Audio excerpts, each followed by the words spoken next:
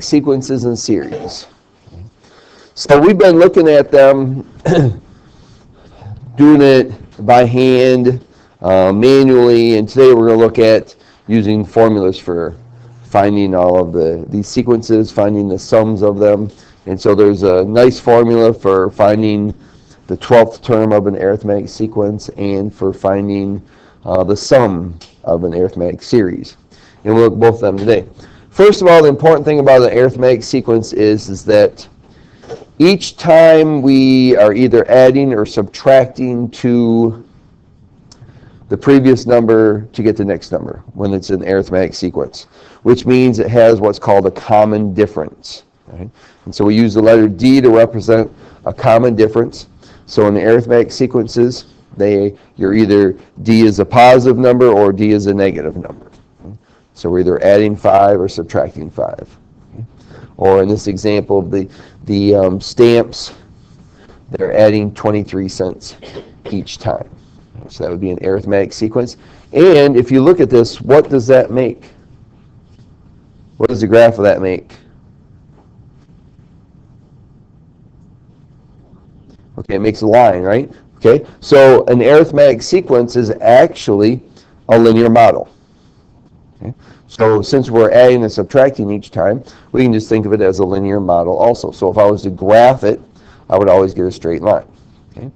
So when we're trying to determine whether a sequence is arithmetic or not, we just need to find the common difference, so find the amount between two terms.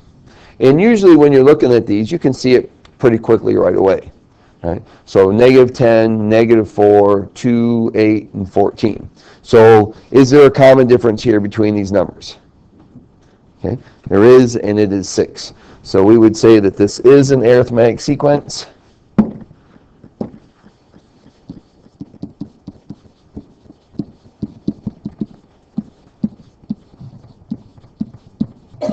And the common difference is positive 6, because we're adding 6 to get from one number to the next.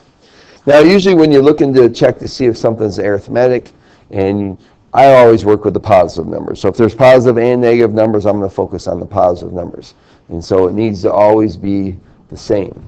But that isn't always the case. Sometimes we have to worry about negative numbers too. But if we look at the difference between these and letter B, we can see between negative 2 and negative 5 is 3. Negative 5 and negative 11 is 6. So this is not an arithmetic sequence.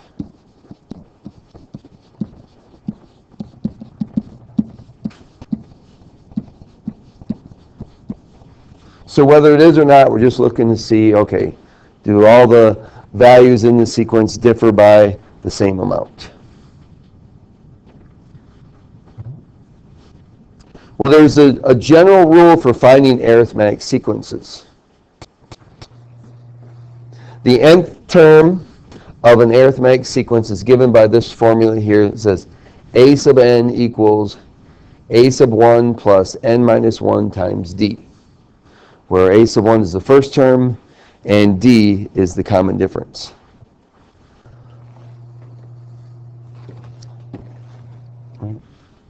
So the thing is if we look up here at the top, it also talks about an arithmetic sequence is the sum of the previous term and the common difference. And so one of the things that we are actually going to go back to later on is this formula here, which is called a recursive formula up at the top. It says a sub n equals a sub n minus 1 plus d. And all that means is I'm taking the last answer I got, adding the common difference, and I get the next answer. Right? We used to, in a curriculum we did before, we would call those next now statements. That to get the answer we want next, we would use the answer we have now and add the common difference to it. And so when you see a sub n and a sub n minus 1, a sub n minus 1 just means the number before the one I'm trying to get. Okay? So we take the last answer, and it's like using our calculator, the last answer feature on our calculator to find the next answer. But we have this nice rule that we can use to find these. So we'll use that to find the 12th term of this arithmetic sequence. So with this rule, there are three things we need to know. We need to know n, what is the last term we're trying to find. We need to know a sub 1, which is the first term, and we need to know d, the common difference. So we want to know what n is, a sub 1, and d to be able to find the 12th term. So n, in this case, it says find the 12th term, so n is 12.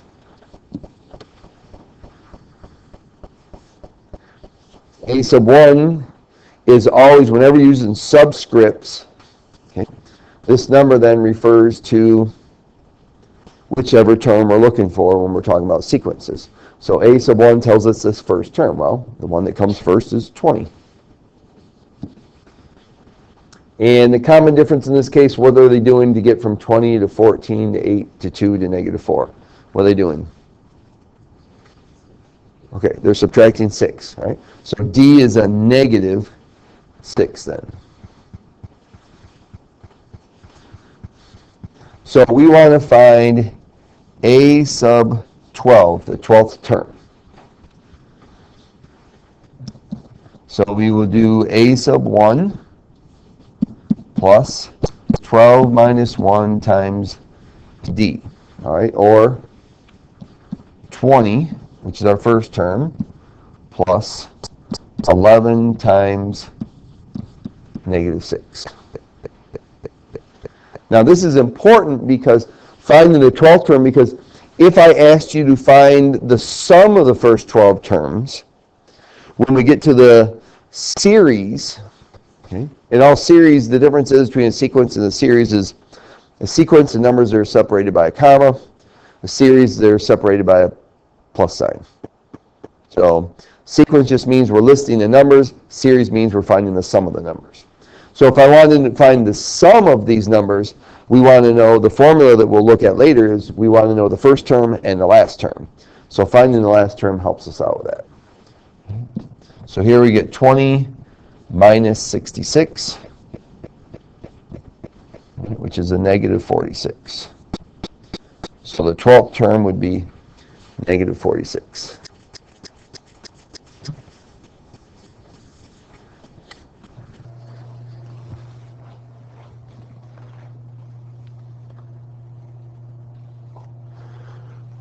Now, I have on here, can check your answer in the calculator table. Because actually I could write a linear model for this. Okay. We're not going to right now, but you could write it as a linear model because I could say to find a sub 12, right, that would be 20 plus negative 6 times n minus 1, or 12 minus 1. And you could actually do 20 plus negative 6x, and then when you get to where x is 12, you can find the answer, right? If you wanted to.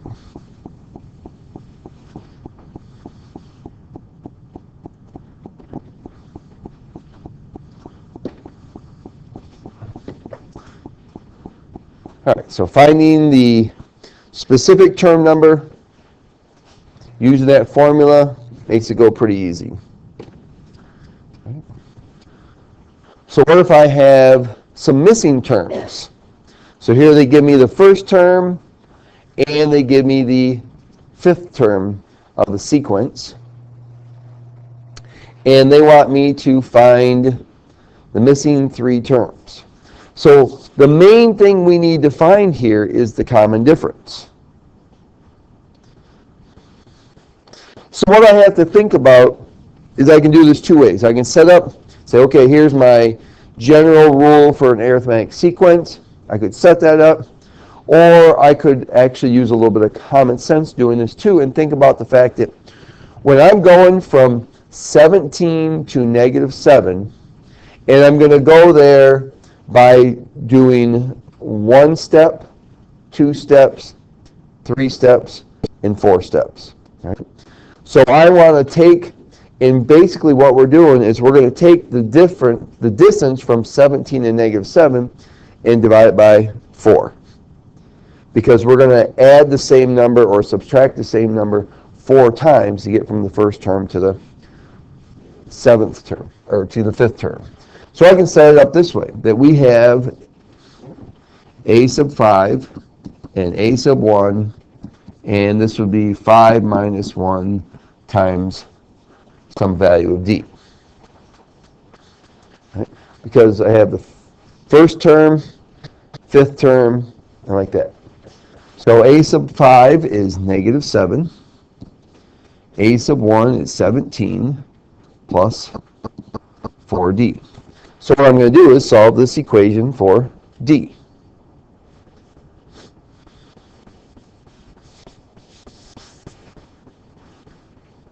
So we will subtract 17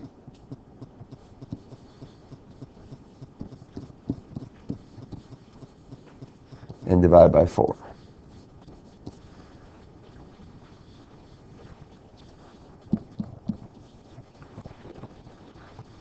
So the common difference in this case is negative 6.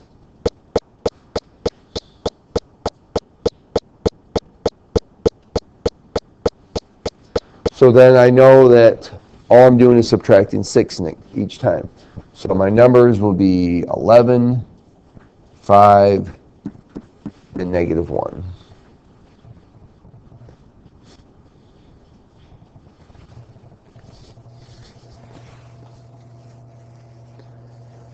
So I could, for this problem actually, is think about, really, what did I just do? Right? The last two numbers, subtract 11 and divide by 4. Yep. Okay. Took the last number, subtracted the first number, and divided by 4. Okay? Okay. So if we think about that, that's a formula then. Okay? And the formula is a sub n minus a sub 1, right? We took the last term, subtracted the first term, and then we divided by n minus 1. And that gives us d. So here we have a formula to find d if we know the last term and the first term. Well, you know what this is? This is the formula for slope. Okay? Change in y over change in x, all this is. Because really, I have the point, I could think of this as the point 117 and the point 5 negative 7. And then just, we're using slope formula to find the common difference. So all the common difference is just the slope of the line. Okay? But we could do it generally using this formula. Right? Okay, so we're going to actually look at it in a little bit more general terms now then. Here they're giving us 2 terms in the sequence, and they want us to find another term. So we can use any 2 terms to do this. And I have rewritten the formula for the common difference. That I've rewritten it so that it says d equals a sub n minus a sub n over n minus m. So in other words, we could use any 2 terms to find the common difference. Doesn't matter what they are. But the whole thing is, I can think of this as having the point 885 and the point 14157. So in reality, that's what we're doing. We have 2 points, point 885 to point 14157. I want to find the slope of the line that goes through those 2 points, which is just giving me the common difference. And then from there, I can work my way to the specific term they want us to find. So in this case, it says find the common difference, and we're going to use this formula then. So we put in, and we always do the one with the highest term first. the same way we would if we were finding slope. So we'll do 157 minus 85 over 14 minus 8.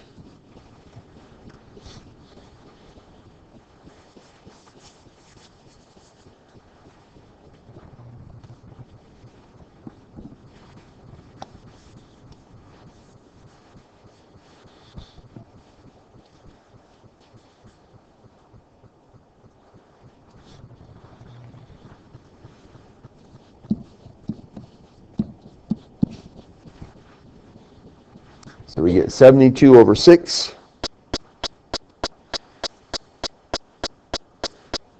which is 12. Now, if you're looking at the book, and their way of finding this other term is, they have a nice pattern that will get you there. Okay? All right.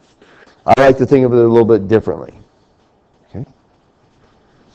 Now, really what we can do is we could just use this to get there.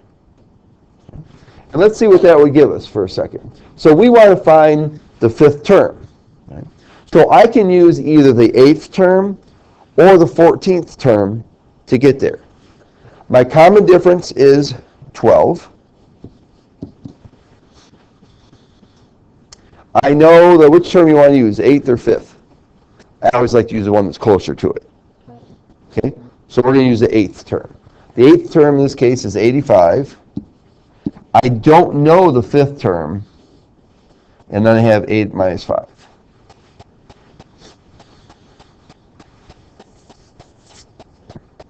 I'm going to show you this, but I'm actually going to do it differently, okay, when I get to it. All right, I have a second method I'm going to show you, right, which is, for those of you who like things are a little more neat and clean, it'll be better. Okay? So I could set it up and I could solve this, right? We get 3 in the denominator, so we would multiply by 3 and then do our solving.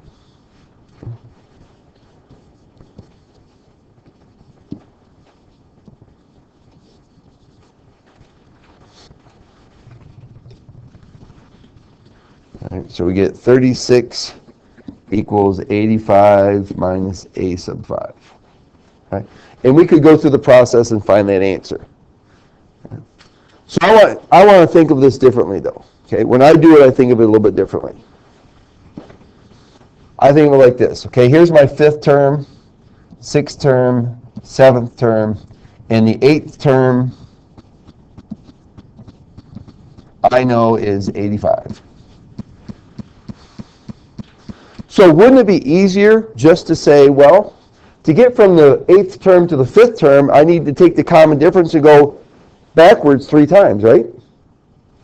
So if I have to add 6 each time to get to 85, if I want to go back to the 5th term, I need to subtract 6 3 times. Or 12, excuse me, 12. Subtract 12 3 times.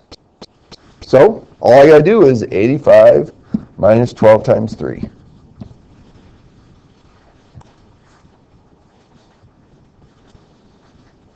So 85 minus 36, which is what?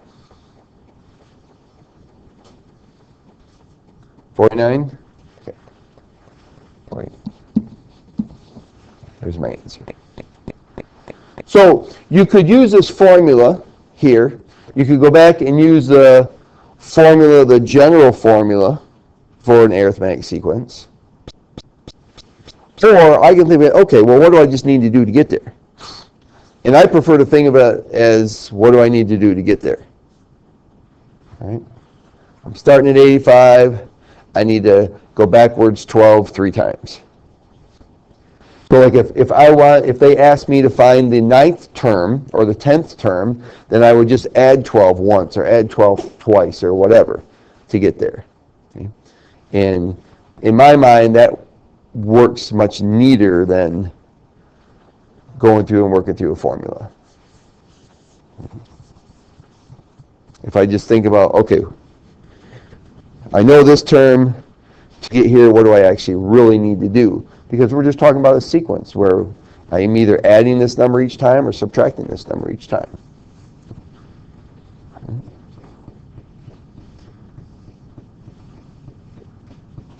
The common difference. All right.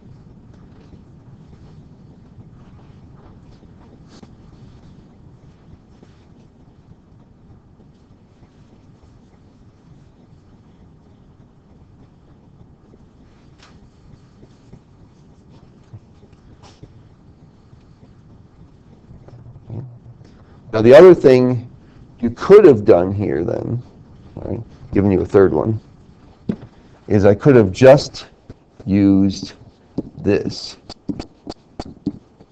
Oops.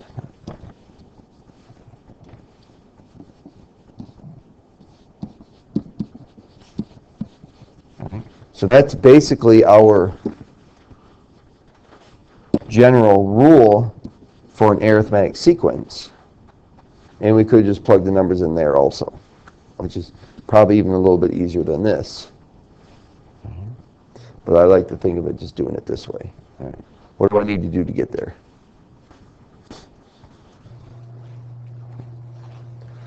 All right.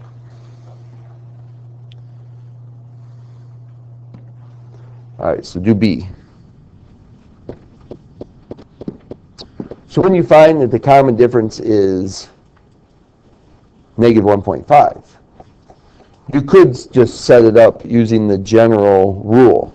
Okay? A sub n equals a sub m plus n minus m times d. Okay? So in this case, we're trying to find the 11th term.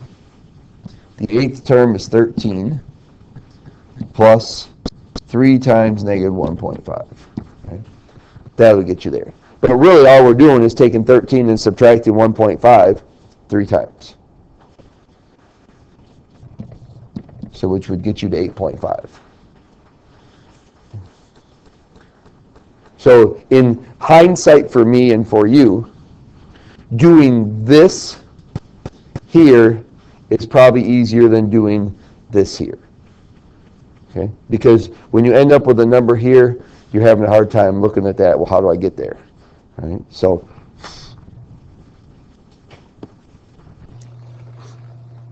you might be better off doing it this way instead. Okay? But you should get, however you do it, you should end up with 8.5.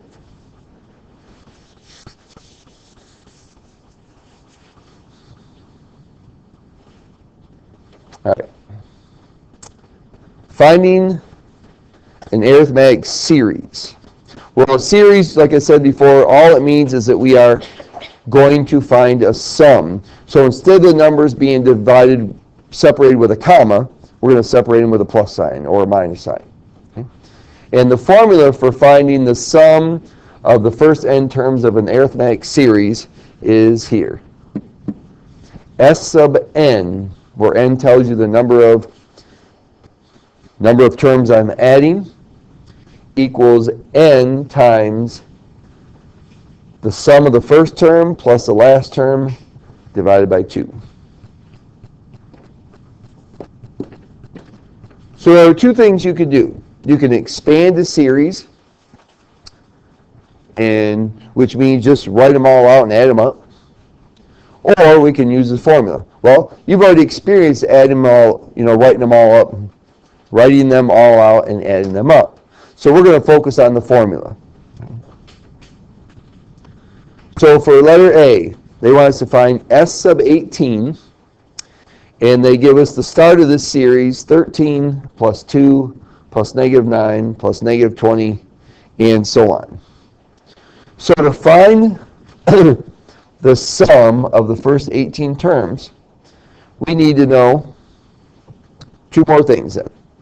We need to know the first term, and we need to know the 18th term.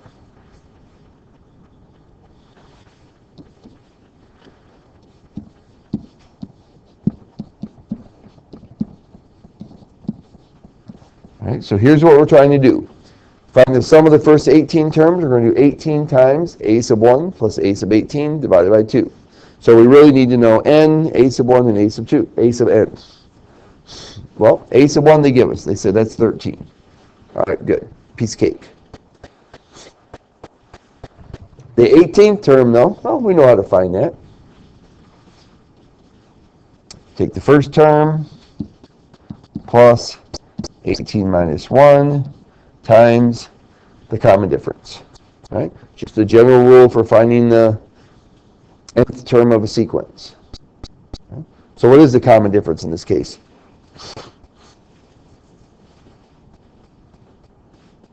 What do I need to do to get from 13 to 2?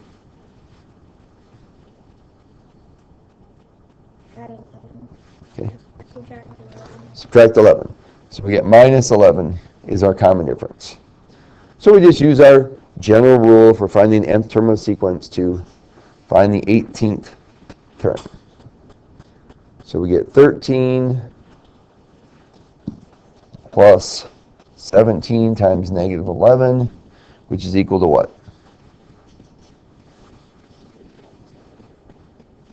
Negative 174.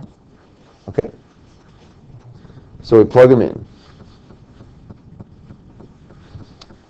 S sub 18 equals 18 times 13 plus negative 174 divided by 2. And I can just type that right into my calculator. 17 times negative 11 is negative 187. Plus 13 is negative 174. Yeah.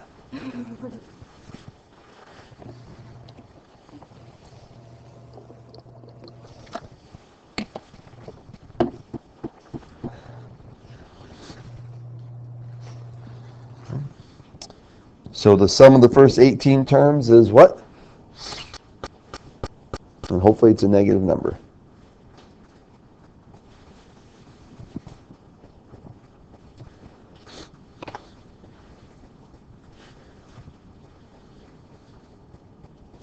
You get it, Danny? What do you got?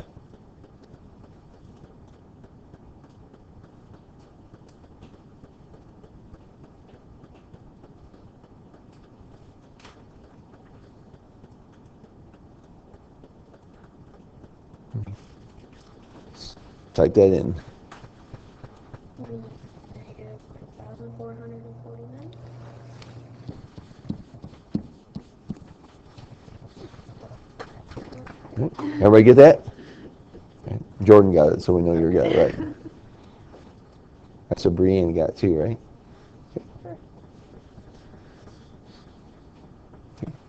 So finding the series, an arithmetic series, is really pretty easy. You just need to know those things. So let's see.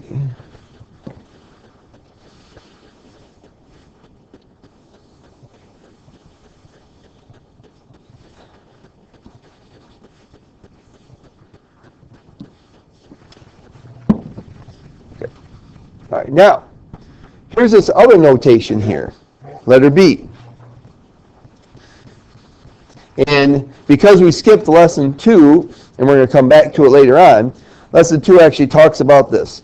And that symbol there is an uppercase Greek letter called sigma. Okay? And it stands for summation. Okay? Actually, they call it summation notation. All right?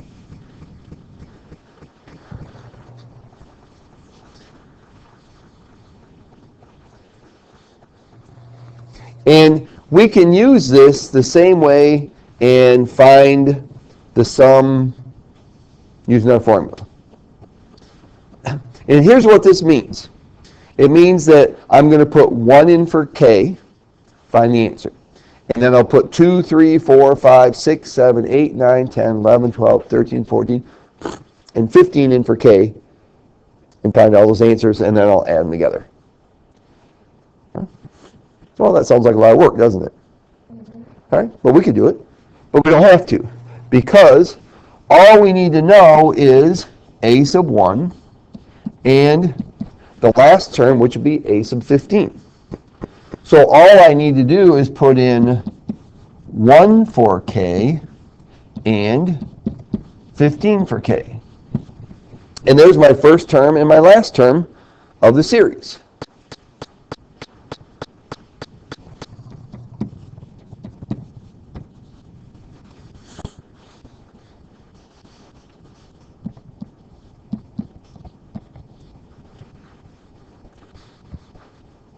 And so then I just plug it into my formula. First term is 7, last term is 35. So to find the sum, plug it in. S sub 15 equals 15 times the first term plus the last term divided by 2. And just type that in my calculator.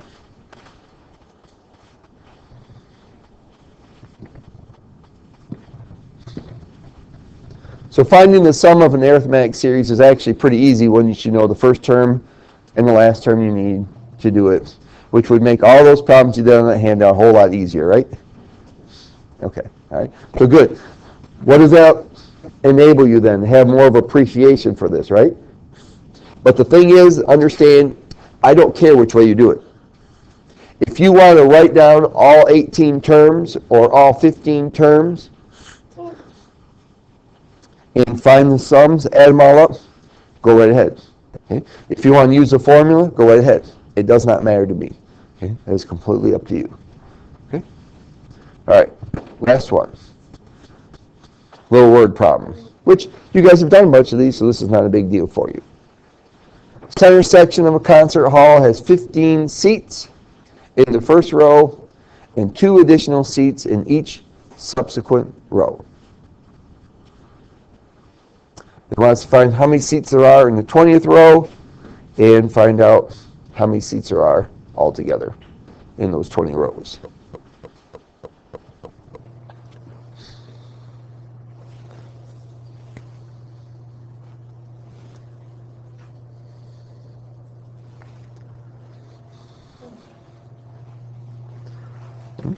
So we just use our formula. A sub n equals a sub 1 plus n minus 1 times d. We're finding the general rule for the nth term of an arithmetic sequence.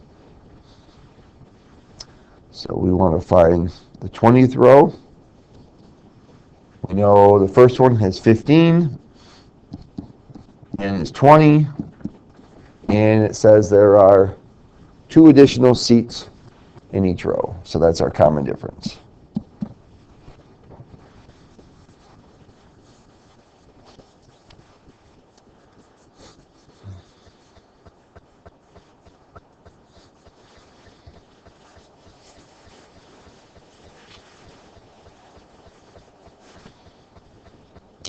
So 20 minus 1 is 19, times 2 is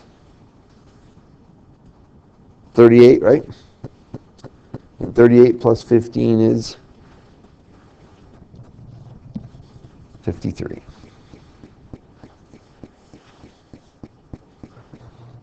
So to find out how many seats are in the 20 rows, I could do 15 plus 17 plus 19 plus 21 plus ... plus 53 and add them up.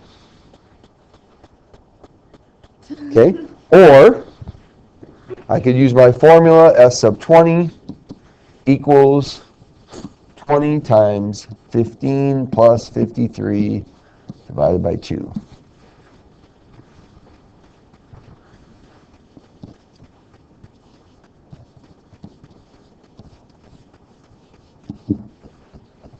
Which is 680 seats.